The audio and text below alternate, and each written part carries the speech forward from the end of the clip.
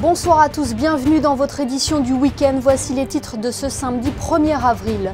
Un violent accident de la route a fait 3 morts ce matin dans le tunnel Louis II. On ignore pour le moment les raisons du drame. La Roca Team victorieuse à Munich, les Monégasques ont battu le Bayern 84-81, assurant ainsi sa place dans le top 4. Nous recevrons ce soir la journaliste Claire Arnoux. Elle viendra nous parler de son émission Salon VIP dont le prochain invité est le prince Albert II.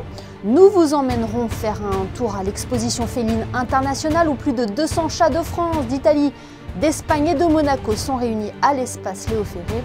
Et à la fin de ce journal, la créatrice de mode Nathalie Pagès-Porello viendra nous parler du défilé caritatif qu'elle organise au profit de la Maro de Monaco. Je vous le disais en titre, un violent accident de la route a fait 3 morts. Le drame s'est produit ce matin vers 4 heures dans le tunnel Louis II. Dans un communiqué du gouvernement princier, on apprend que sous le choc, le véhicule a pris feu avec ses occupants à l'intérieur. 10 personnes incommodées par le dégagement de fumée ont été prises en charge par les sapeurs-pompiers de Monaco. La situation a été stabilisée ce matin. On ignore encore pour le moment les raisons de l'accident. Le gouvernement princier a adressé ses plus sincères condoléances aux familles des victimes. Dans le reste de l'actualité, Pierre Dartout a rencontré hier à Paris Laurence Boone, secrétaire d'État chargée des affaires européennes. Le ministre d'État était accompagné d'Isabelle Costa, haut-commissaire aux affaires européennes pour la principauté. Les échanges ont porté sur le projet d'accord d'association entre Monaco et l'Union européenne et sur les relations d'amitié et de coopération franco-monégasques qui doivent être préservées dans ce cadre. En basket, objectif réussi pour la Roca Team dans ce road trip européen à l'extérieur. Les Monégasques avaient l'occasion de sécuriser leur place dans le top 4 de la saison régulière d'Euroleague. Un objectif atteint, non sans mal, face à une équipe de Munich accrocheuse. Le résumé de la soirée, c'est avec Yannick Debever et Olivier Bonello. Porté par un Mike James étincelant, de retour à son meilleur niveau, la Roca Team a dû se démener pour revenir de Bavière avec une victoire. Le meneur américain commence sur les chapeaux de roue avec 8 points dans le premier quart, mais la défense de Monaco manque d'agressivité et ne permet pas de stopper les attaques bavaroises. Munich va donc prendre le contrôle de la rencontre en début de deuxième reprise grâce à un 8-0. Il faut le retour de James sur le terrain pour redonner du relief à l'attaque monégasque et répondre avec un 13-2 d'abord. Il est sur une autre planète! Et puis, un second run conclu par Alpha Diallo en fin de première mi-temps pour compter 5 points d'avance à la pause. Il est passé, il marque Alpha Diallo.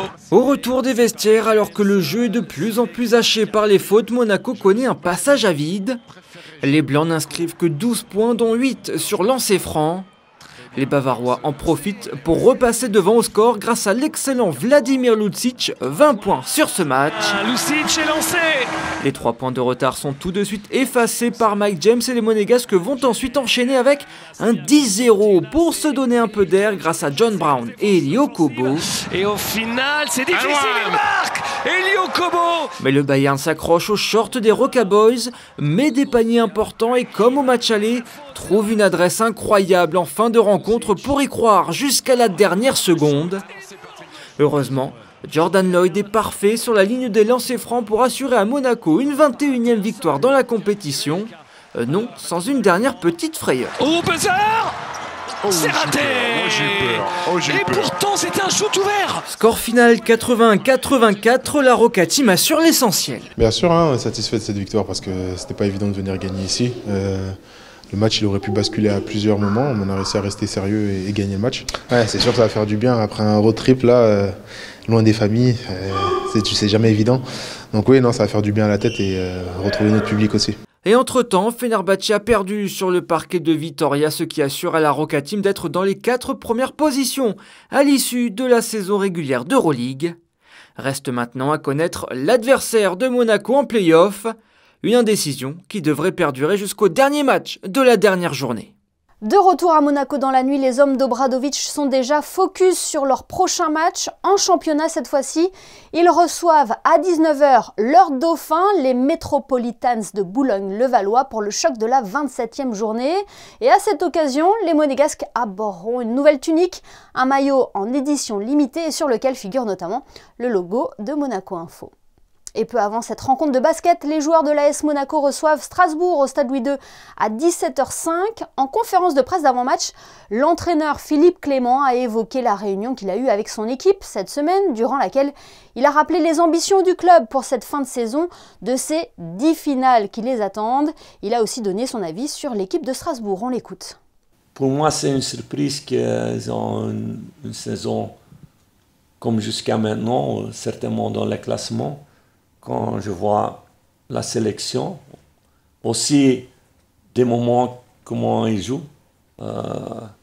comme par exemple à Marseille, quelques semaines passées, pas si long. Ils ont eu la possibilité de prendre beaucoup plus de points qu'ils ont pris jusqu'à maintenant. Et ça reste une équipe qui a beaucoup d'expérience, aussi beaucoup de physicalité dans les duels, aussi avec deux attaquants qui sont toujours là dans la lutte, dans la profondeur, avec les longs ballons aussi, avec les centres. Ouais, c'est une équipe qui peut être toujours dangereuse, avec une structure qui est aussi très claire. Monaco-Strasbourg, c'est donc demain à 17h05 au Stade Louis II, match comptant pour la 29e journée de Ligue 1. En Australie, Charles Leclerc a connu une qualification difficile ce matin. Il a signé une 7e place sur le circuit de l'Albert Park. Un résultat que le Monégasque a jugé frustrant, mais il espère pouvoir donner le meilleur demain. Charles Leclerc qui a adressé un message au prince Albert II dans l'émission Salon VIP qui sera diffusée demain à 13h sur beIN Sport. Le prince souverain est l'invité exceptionnel de Claire Arnoux et Clara Paban qui ont été reçus au Palais Princier pour réaliser ce nouveau numéro. Claire Arnoux est justement avec nous ce soir pour nous parler de cette émission et de son contenu. Bonsoir Claire. Bonsoir Émilie, bonsoir à tous. Vous avez déjà reçu de nombreux invités dans Salon VIP, mais est-ce que vous aviez déjà reçu un chef d'État ? Jamais, c'est une première pour moi, c'était une première pour moi et encore plus novateur d'être dans un palais princier. Et comment vous est venue l'idée d'avoir pour inviter le prince Albert II ? Je travaille avec ma collègue Clara Paban qui est une fan inconditionnelle du prince Albert II de Monaco. On adore aussi venir ici pour tous les événements sportifs qui se passent à Monaco et notamment le Grand Prix. Donc on avait très envie de découvrir aussi la personnalité du prince et toutes ses passions sportives puisqu'on savait qu'il adorait le sport et qu'il était très engagé dans le sport. En préparant cet entretien, Claire, est-ce qu'il y a des choses qui vous ont surpris ou lors du jour de l'enregistrement au Palais Princier ? Déjà de se retrouver à l'intérieur du palais, c'était quand même une atmosphère très particulière. Voilà, il y a tout un protocole, tout est très millimétré, donc on est déjà dans l'ambiance. En revanche, ce qui m'a paru assez étonnant, mais j'avais déjà perçu ça dans les interviews que j'avais regardées du prince avant, c'est qu'il est très accessible, très simple au final et donc j'ai trouvé après le premier abord un petit peu protocolaire que c'était très agréable. Alors on ne va pas tout dévoiler de l'émission qui sera donc diffusée ce dimanche à 13h sur beIN Sport, mais de quoi sera-t-il question dans ce nouveau numéro de Salon VIP ? De sport et d'olympisme évidemment. Oui, de sport et de l'olympisme puisque vous le savez, votre prince est un grand féru de sport. Il a participé à 5 Jeux Olympiques, il a été porte-drapeau 3 fois, donc j'avais vraiment envie de savoir ce qu'il avait ressenti dans ces moments-là, tout son amour du football aussi et puis tout ce qu'il fait dans le sport ici à Monaco. Et on a également parlé énormément d'écologie parce qu'on est très sensible à ça en fait à beIN Sport et on voulait mettre en valeur toutes les actions de Monaco et du prince ici et comment il arrive à lier finalement le sport et tous les projets associatifs qui se font ici. Donc voilà, on a parlé de ça. Il y aura un petit quiz de fin d'émission pour savoir s'il reconnaît bien toutes les stars du foot qui sont passées par l'AS Monaco et il est très bon. C'était important justement de dévoiler les différentes facettes du prince. On ressent d'ailleurs dans votre émission ce grand intérêt qu'il a pour le sport et son pouvoir. Oui. Il est très engagé. On a parlé notamment de Peace and Sport, des matchs Fight AIDS. On voit énormément de légendes foot qui sont passées donc dans ces matchs caritatifs-là. Et on sent qu'il y a un véritable engouement pour ce type d'événement et que le sport, évidemment, nous procure énormément d'émotions, mais doit aussi se mettre au service de nobles causes, comme ces causes associatives ou encore promouvoir l'écologie. Et puis l'émission met aussi en valeur le fait que Monaco soit une véritable terre de sport. Oui, mais ça je le savais déjà avant même parce que on adore venir ici avec les collègues de Salon VIP, notamment Clara Paban qui travaille étroitement avec moi. On sait que la Formule 1, qui est notre grande passion, ça se passe ici pour voir un Grand Prix unique, historique. Il y a un beau tracé, mais aussi il y a toute une ambiance quand même très très particulière ici. Il y a le tennis qui est très présent ici, le foot avec l'AS Monaco. Bon bah nous on le sait, on habite à Paris, on a un petit prodige qui s'appelle Kylian Mbappé qui vient quand même d'ici également, et puis on a vu beaucoup de légendes avec nos interviews de légendes de foot qui sont passées par là. Donc vous avez énormément de sports développés. Derrière moi il y a des bateaux, hein, donc voilà, on est directement dans l'ambiance. On sait que c'est vraiment une terre sportive, que vous adorez le sport et que vous mettez énormément en valeur les sportifs et les sportives. Eh bien, merci Claire Arnoux de nous avoir fait le plaisir d'être avec nous ce soir. On le rappelle, Salon VIP avec le Prince Albert II est diffusé ce dimanche à 13h sur beIN Sport. Et on conseille donc aux téléspectateurs de rester jusqu'à la fin de l'émission. Faut tout regarder. Merci beaucoup pour votre gentillesse. Et à très vite, j'espère à Monaco. Hein. Le sujet qui va suivre peut vous faire craquer. L'espace Léo Ferré accueille jusqu'à demain l'exposition Féline Internationale. La 4e édition réunit des races de chats aussi majestueuses qu'étonnantes. Immersion dans cet événement avec Christina Tomel et Alexandra Marangoni. Venus de France, d'Italie, d'Espagne, 70 éleveurs ont fait le déplacement à Monaco pour participer à l'exposition internationale féline qui se tient ce week-end sur les terrasses de Fontvieille. 200 boules de poil ont fait sensation ce samedi auprès des visiteurs, venus nombreux pour découvrir des races hors du commun comme le Tiger, le Bengale ou encore le Selkie Rex, le Mouchkine ou l'Angora turc. Passionnée par cette race, Christine Lambert élève amoureusement ses chats au Paillon, à seulement quelques kilomètres de la principauté. Les Angora turcs, à la base, c'est des chats qui sont quand même très très anciens. Je dirais une lignée aussi ancienne que le mot égyptien. Et c'est vrai qu'elle a failli disparaître, cette race. Et c'était la race des seigneurs, la race des rois, la race des ducs, des duchesses, et Marie-Antoinette notamment en avait. Donc pour la petite histoire, avant de se faire couper la tête, si on peut parler comme ça, elle avait envoyé une partie de ses chats dans les Nouvelles-Amériques. Et ce chat-là a été croisé avec d'autres chats, ce qui a permis, certaines personnes disent que oui, d'autres que non, de créer le Maine Coon. Donc il a participé de toute façon à la race du Maine Coon et c'est vrai qu'on peut voir certaines ressemblances. La particularité de ce chat aussi, c'est qu'il est à l'origine de tous les poils longs, notamment le persan. On peut prendre contact avec les éleveurs qui sont toujours très contents de partager leur passion de leur race, de l'histoire de leur race. Et après, les gens peuvent voir, par exemple, s'ils ont craqué sur un Maine Coon, mais qu'on leur dit, voilà, un Maine Coon, ça va faire entre 7 et 14 kilos adultes. Oups, dans un appartement, ça rentrera moins facilement. Alors, on va se diriger vers une race un peu plus petite. Mais ça, c'est avec l'éleveur qu'il faut discuter. Et chaque éleveur pourra vous donner les points forts et les points faibles de leur race. Mais c'est surtout pour prouver aux gens que nos chats sont vraiment magnifiques, sont parfaitement dans le standard et ne pas vendre un chaton qui, par exemple, n'aura pas de rapport avec son standard au niveau de la couleur ou au niveau du physique et que les gens se retrouvent grugés du coup à ce moment-là.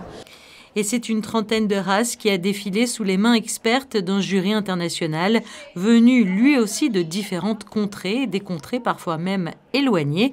6 juges arrivés de Belgique, du Canada, du Royaume-Uni et de France auront la lourde tâche ce week-end d'élire les plus beaux chats dans différentes catégories. Et seul l'un d'entre eux sera élu le plus beau chat du week-end à la fin de l'exposition. Verdict donc demain soir, car l'exposition internationale féline vous accueillera encore dimanche à l'espace Léo Ferré.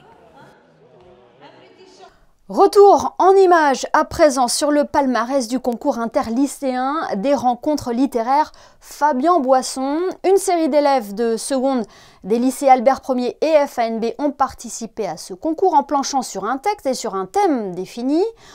11 prix ont été remis saluant la plume de ces écrivains en herbe. Cette cérémonie aura également été ponctuée par la présentation d'une pièce de théâtre. Les marchés de la principauté se redynamisent régulièrement. La mairie de Monaco propose des soirées à thème. Hier, les halles de la Condamine ont vibré au rythme des guitares du groupe Gypsy Luna. Et d'un marché à l'autre, le marché du Rocher a été lancé hier, allée Saint-Jean-Paul II. Un nouveau rendez-vous qui se tient tous les vendredis et qui propose un producteur de fruits et légumes aux habitants du Rocher. Dernier week-end pour le Festival Printemps des Arts. Pour cette édition, 4 créations mondiales commandées par les organisateurs ont été présentées. Illustration ce soir avec celle de François Meymoun, Antigone, donnée hier soir à l'Auditorium René III avec l'Orchestre Philharmonique de Monte-Carlo. Le reportage de José Sacré, réalisé avec Hugo Comassa et Clélia Renaud. Antigone, je t'aime. Tu es la vie même. Laurent Stocker, sociétaire de la Comédie Française, récitant dans Antigone, mélodrame pour récitant et orchestre sur un texte de Géraldine Haïdan, musique de François Meymoun. C'est l'une des 4 créations mondiales, commande du Printemps des Arts de Monte-Carlo cette année, donnée ce vendredi 31 mars. Vous savez, dans Antigone, c'est l'histoire de cette femme qui va finir par mourir de sa fidélité à son frère, mais nous avons créé une nouvelle Antigone qui, après avoir pensé à la solution de la mort, va finalement choisir l'exil et va choisir la vie.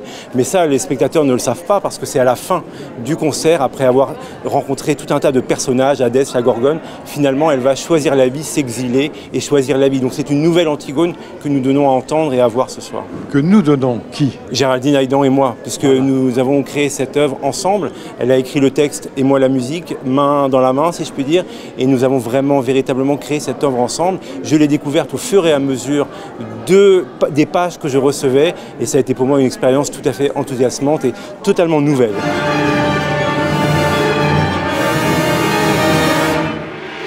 Alors cette œuvre elle existe mais sa naissance c'est aujourd'hui. Sa naissance c'est aujourd'hui au Festival du Printemps des Arts qui vraiment très concrètement fait réunir le spectacle vivant et la tradition écrite, les mots et les sons et des acteurs avec des musiciens et des compositeurs.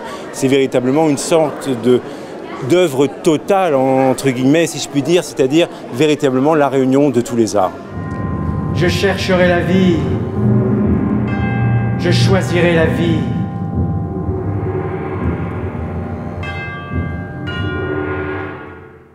Et nous reviendrons en début de semaine prochaine sur la clôture du Festival Printemps des Arts. Tout au long de l'année, la Maraude Monaco apporte son soutien auprès des personnes précaires. L'association fonctionne grâce à vos dons.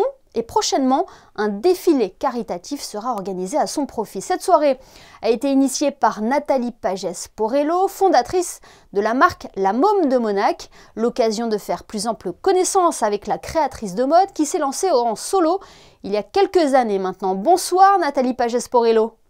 Bonsoir Émilie. Racontez-nous l'histoire de La Môme de Monac. Comment est née la marque? Ça existe depuis maintenant 15 ans.